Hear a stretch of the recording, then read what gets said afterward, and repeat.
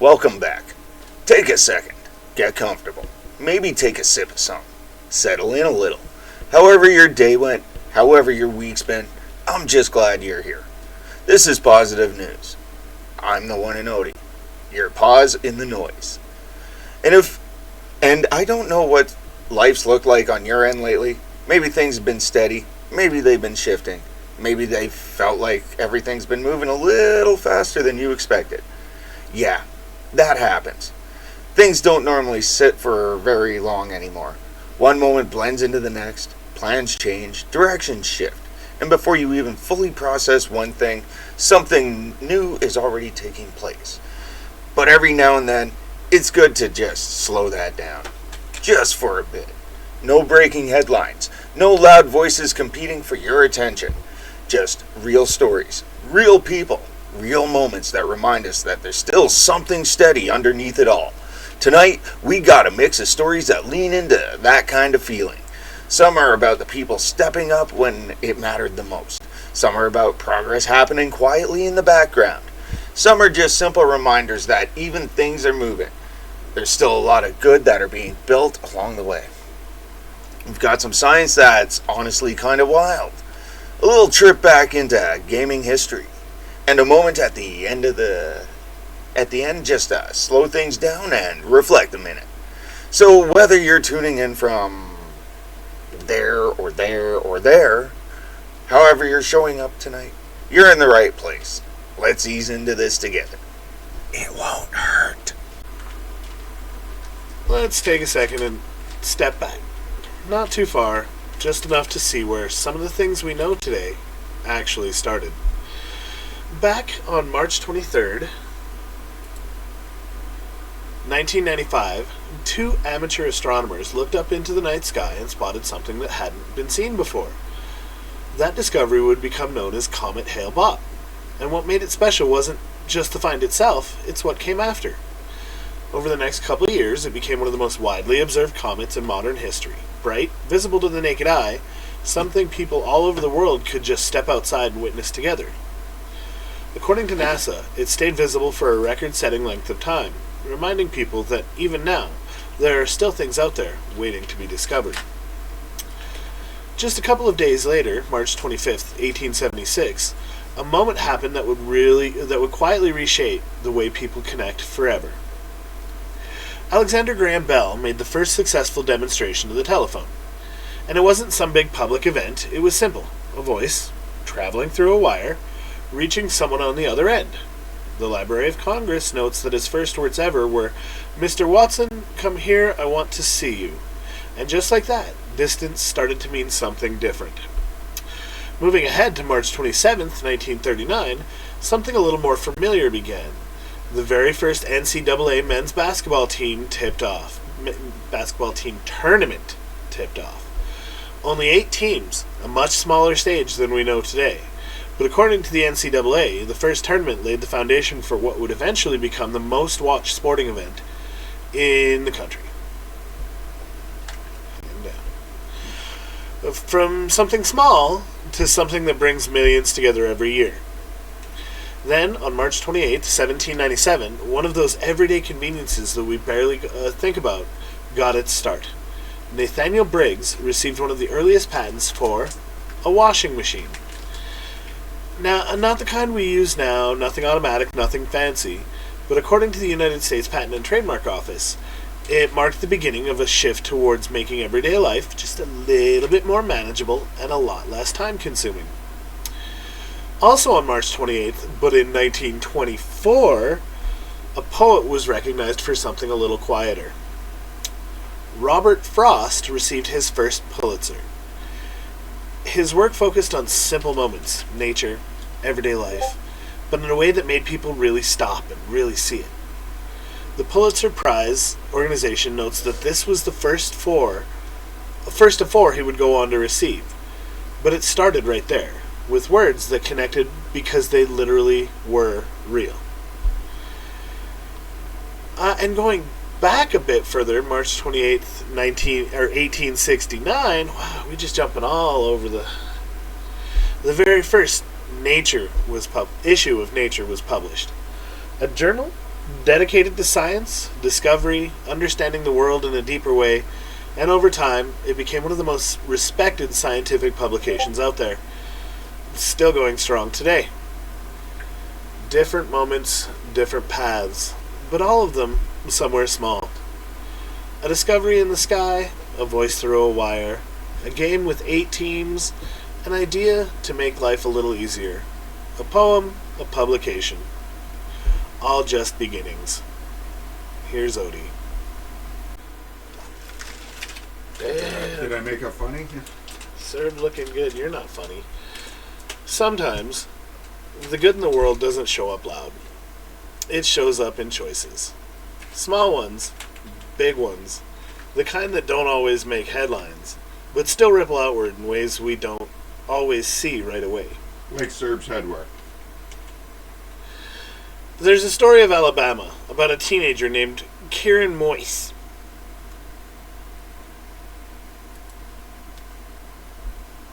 Kieran Moyse. He spent years growing his hair out. Not for style, not for attention, but with a purpose behind it. When the time came, he donated 19 inches. Do we have any idea what that's in, not in freedom units? We'll have to do the calculation later. 19 inches. Is it knee length? I don't know how tall the kid was. To help children going through cancer treatment. And he didn't stop there.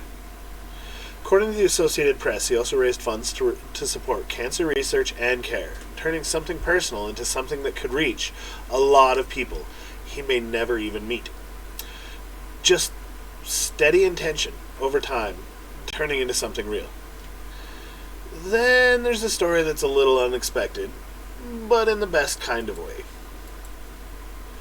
A woman donated her kidney to her husband's ex-wife, and she did it just 2 days after her wedding. The recipient was dealing with kidney disease, and without hesitation, she stepped in to help.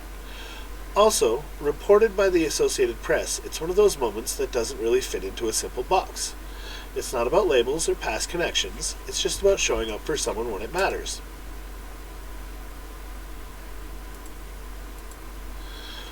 And over in New York, a musician couple found their own way to give back. They started hosting concerts, not for profit, not for promotion, but to raise money for a local food pantry. And according to the Associated Press, it became a community-driven effort. People coming together through music to support others who needed it. Something simple, something familiar, turned into something that helped keep people fed. Different stories, different people, but there's something they all share. They didn't wait for the perfect moment. They didn't wait for someone else to step in first. They just did what they could with what they had, and sometimes that's more than enough. Now here's on to actually Odie for the bright side. Alright, let's do this.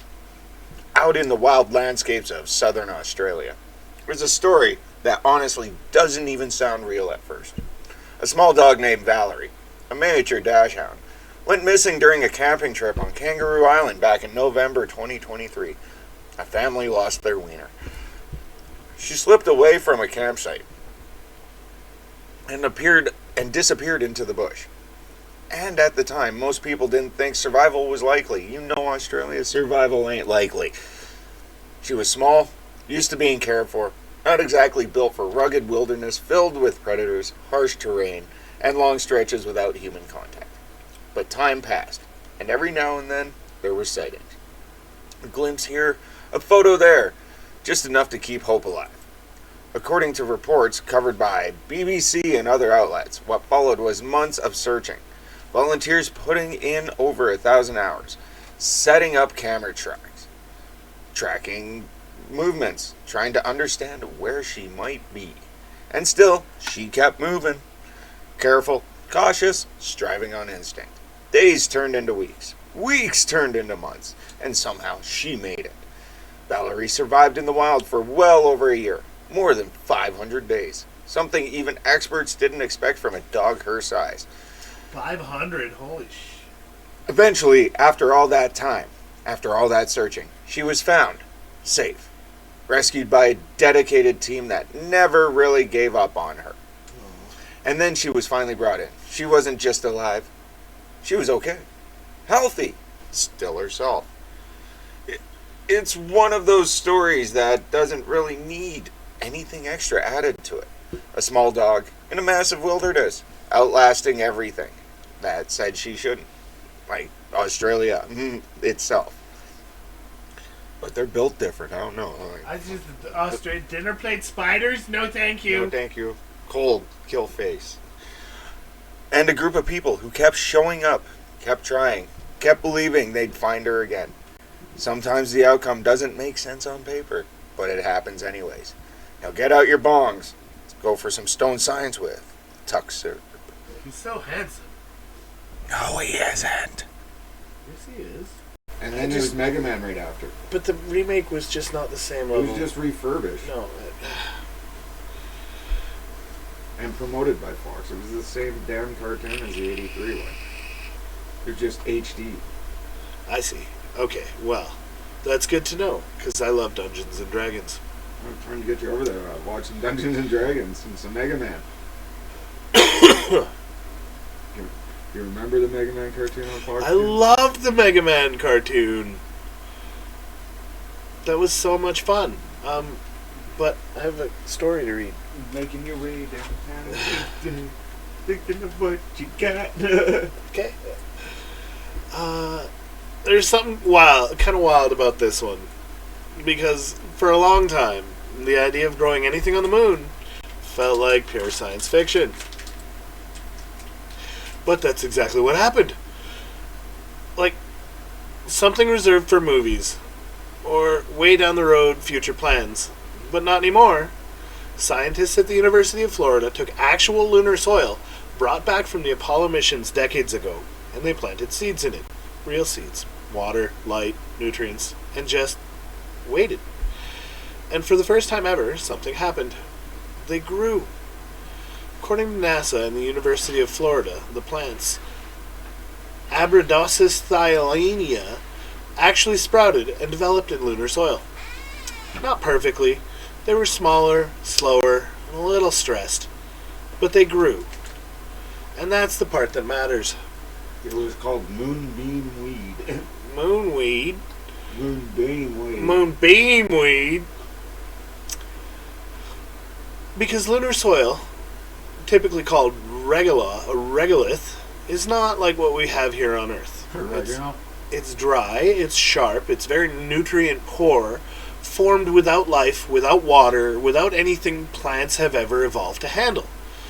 And still, life found a way to begin. And that ties into something else scientists confirmed. It was something that we used to only guess at.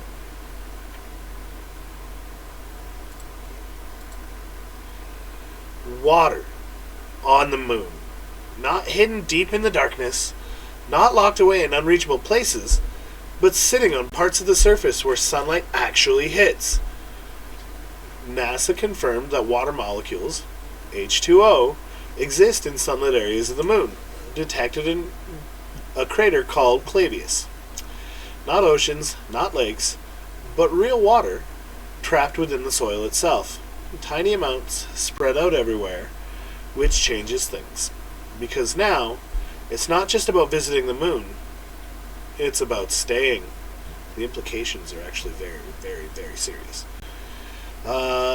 You've got soil where things can begin to grow. You've got water present, even in small amounts, which allows you to do reverse electrical things for power.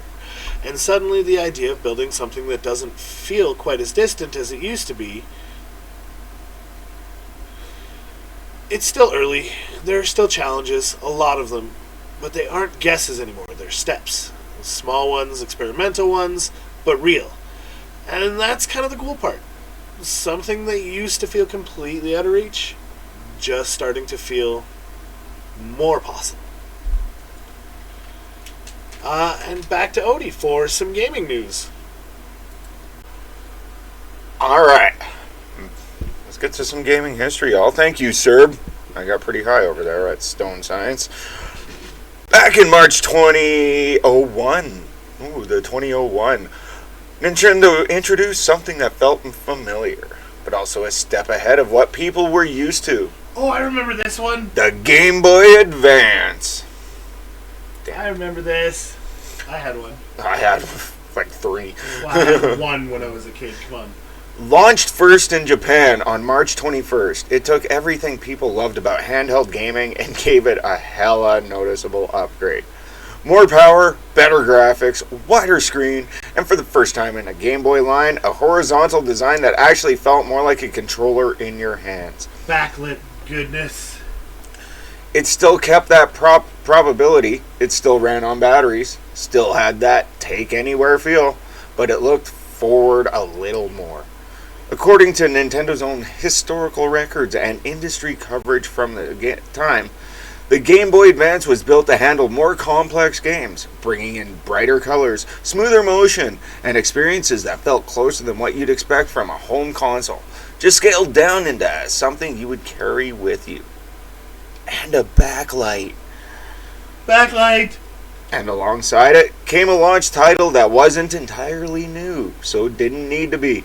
Super Mario Advance. A reworked version of Super Mario 2, which was a reworked version of a Japanese game. Which wasn't even Mario related. Updated for the new system. It kept the same core gameplay, choosing between Mario, Luigi, Peach, and Toad, each with their own abilities, moving through the levels that felt a little different from the traditional Mario formula. Oh, it's so much better. But it also added things. Cleaner visuals, updated sound, voice clips, and even bonus content pulled in from the Mario arcade game. That's where the famous "It's Me, Mario" comes from. And if you don't know what the arcade game is, we might have an episode on early arcade games. You just see. Tell us what you guys want to see for features down in the comments. It wasn't trying to reinvent anything. It was more like redefining that something that already worked and making it feel at home on a new piece of hardware. And that pairing, a familiar game on a new system, it helped bridge that gap. For people upgrading, it felt comfortable. For new players, it was an easy place to start. The Game Boy Advance would go on to become one of the best-selling handheld systems of its time, setting the stage for everything that followed in Nintendo's portable lineup. But it started here. A new shape in your hands, a slightly brighter screen, and a game that felt both old and new at the same time. Just enough to have a step forward, without losing what made it work in the first place. Damn. Now, let's go to Tuxedo Syrup with our pause for thought for the week. So good. No, he isn't. I can hear you, you know. W.E. Richard. See, I got a Danhausen. Blue. You ever notice how things can feel uncomfortable Should see a doctor about that. right before they start to make sense? Like that space where nothing feels settled yet, where the old way doesn't quite fit anymore, but the new way hasn't fully taken shape either. It's awkward. It's uncertain. Sometimes even a little frustrating.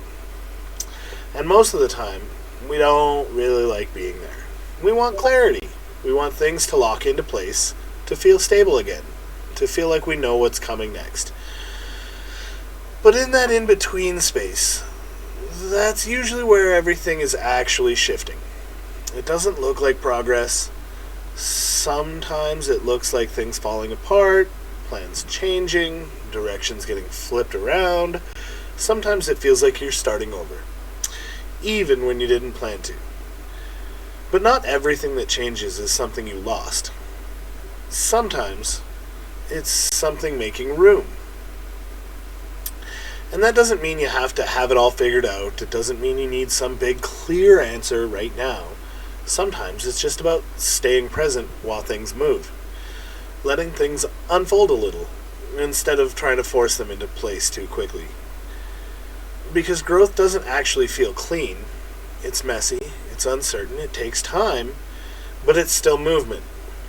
So, wherever you're at right now, if things feel like they're shifting, if things don't feel fully settled, that doesn't mean you're off track. It might just mean you're in the middle of becoming something new. Spread your wings. Become a butterfly. I love you, strays. On to Odie for good night. And just like that, Weed. stone science is still affecting me, and serve with another good pause for thought for this week. We're at the end of another episode. Just a little time set aside to throw things down to the slow mode, to take a breath, to step outside of everything moving around us for a teeny little bit. And hopefully, somewhere in all of that, something stuck with you. Hopefully it wasn't Sir. Maybe it was a story. Maybe it was a moment. Maybe just the feeling of sitting still for a second. I get Hopefully all it up was in your me. teeth. I get all up in your teeth. Whenever it was, I'm glad we were here for it. Because at the end of the day, that's what this space is about. Not about being the loudest voice. Not trying to keep up with everything all at once. Just showing up, taking things as they come, and finding something real in the middle of it. So wherever you're heading next tonight, and this week, or wherever you're listening to this, take that slower pace with you if you can. You don't have to rush everything. You don't have to have it all figured out right here, right now. But it helps. Sometimes it's enough to just keep moving, one step at a time. Thank you for spending time with us, and I'll see you next week with the positive news. And of course, thanks to Panda for coming up with these scripts. And thanks for Sir for putting up with my actor bullshit.